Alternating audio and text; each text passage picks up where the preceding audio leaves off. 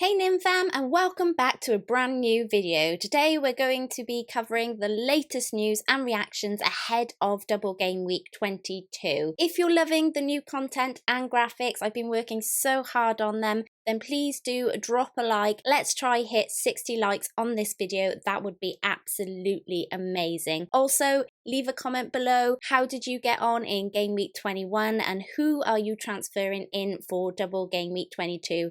If anybody. Please subscribe if you're new to the channel. Okay, let's delve into this. Okay, on screen currently is the dream team so far. All of the top scoring players from Game Week 21, with one of the midweek fixtures left to go. I'll circle back around to that though in just a moment because we'll discuss that in a little bit more detail based on the information that was released yesterday. I think the standouts of note here with Double Game Week 22 in mind is the Spurs defence, with 7 clean sheets of the season now. Sanchez with a goal, showing some attacking potential, looking good from them. The Brighton crew, McAllister looking like a potential cheap punt with his 2 goals at 5.3 million. Of course, Brighton have a double game week as well, so he could be one to squeeze in your team if you're short of funds. I think beyond the double game week, if you're on a wild card, then Gordon's alive with 2 goals and 1 assist in the last 2 matches. Looks great, and some tasty fixtures ahead as well. Ings could be a great option again, especially with Coutinho signing for Aston Villa. Maybe even a double up between them, between game weeks 24 and 28 could be on the cards. But let's see how Coutinho beds in first. I mean,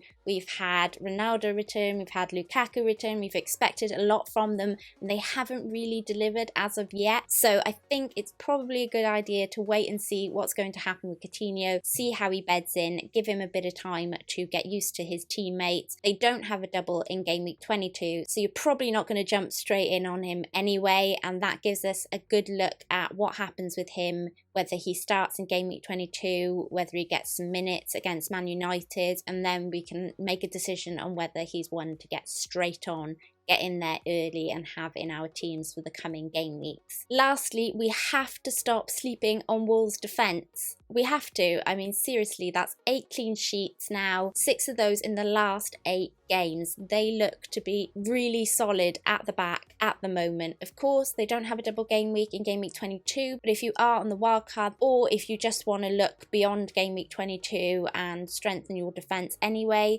then Wolves are definitely worth a shout at the back. Here's my team so far. I'll do a more detailed video in my team selection video, which will be coming really soon. But now seems like a good time to circle back around to talk about those midweek fixtures.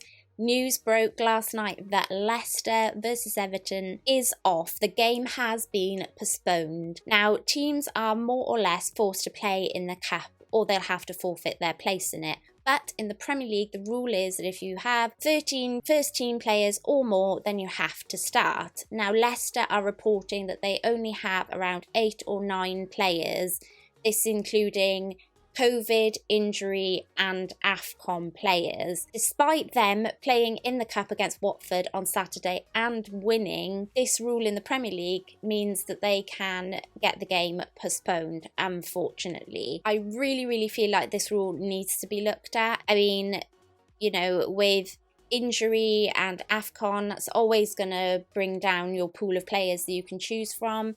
But, you know, some of these clubs are having 1 or 2 positive COVID cases when these games are getting called off, and somehow that doesn't feel right. It feels like teams are allowing themselves to pick and choose when they can play games, not really realising that, of course, these games have to go in somewhere. They have to be rescheduled somewhere. So, you know, based on that, I think they're going to find that they're going to have a lot of games to play in a very short amount of time with some very fatigued players. So this is definitely one I think that's going to rumble on for a little while. Now, for me personally, this means that I have lost Gray as a double game week player.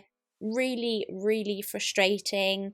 I have been looking forward to trying to, I guess, gain a bit of rank, and Gray looked fantastic in the cup. There was a little bit of chat by the manager that he had a knock, but he seemed fine in the post-match interview. So I'm a bit gutted, to be honest, because it would have been really great to have had another game out of him and potentially gained a couple more points. In terms of West Ham, there was some gossip that several players were out with COVID. Some suggestion was that it was Dawson, Soufal and Bowen.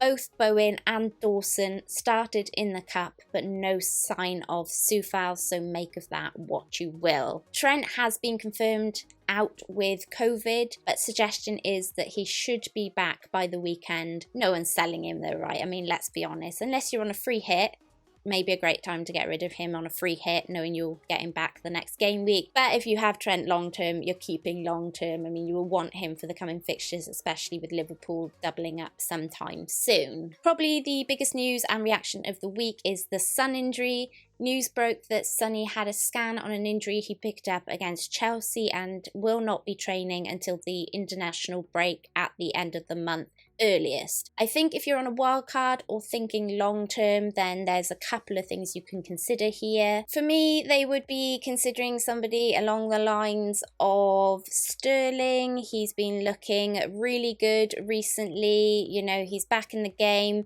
Of course, you have to go with this on Pep Roulette and wait and see what Pep's going to do, but you'd like to think maybe with Mahrez off to AFCON, then Sterling could be a brilliant shout. Of course, we also have the one and only De Bruyne to consider. Now, what either of these two players do is they won't give you a double game week, but they will allow you to bunny hop straight back to Salah when he returns from the AFCON. Okay, you might need to find an extra little bit of money, but it's going to be an awful lot easier to find that than making transfers elsewhere, or, you know, having to completely like restructure your team to fit Salah back in. So it's just a consideration. They have some decent fixtures at the moment. You know, of course, Chelsea isn't the best one, but after that, Southampton, Brentford, Norwich.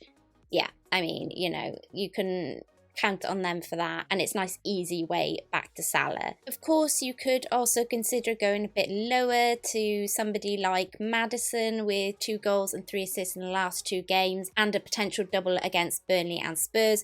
Of course, it might be best to wait and see what Leicester are doing, because if they cannot field a team midweek, then they're unlikely to be able to field a team for the weekend as well as things stand. So it'll be quite interesting to see whether or not they are going to play their game on the weekend and what happens in that particular situation. Going lower, though, of course, does allow you to invest some money up top. Maybe you're considering a Kane or Ronaldo if you don't have them, and going a bit lower with Son might allow you to do that transfer if you haven't already. If you'd like to see my thoughts on what I'm doing with Son, you'll be able to do so in my team selection video coming really soon. But what I will say right now is that I wouldn't be making any transfers. I would be holding off until the very last minute at the end of the week. Forget about the price rises and falls. Of course, if you only have the exact cash and you really need it, then it's a risk at the moment. I think I wouldn't do it. I'd try and find an alternative into doing that transfer just so that I have the news. That seems far more valuable to me at the moment than going early on a transfer. I also don't think at the moment it's worth free hitting. There's just too many variants, I think, between COVID and injuries. There's just too many games getting called off at the moment. I think it's really worth holding onto your chips until a lot of this madness has died down, which hopefully it will do, and then you can plan a little better and use your chips more efficiently. Because I'm a little bit concerned at the moment that double game week 22 at the moment won't be as big as it currently looks with all of these games getting called off. And that's it. Thanks for watching. Please subscribe to the channel if you haven't already. I really hope you love the new graphics. I've worked really hard on them. I want to give FPL Focal a bit of a shout out. He's been a great help the last few days, so thank you very much, buddy. And remember, if anyone asks you about your FPL team and you just don't want to talk about it, just tell them, never you mind. NYM, baby. Until next time, Nymphria out.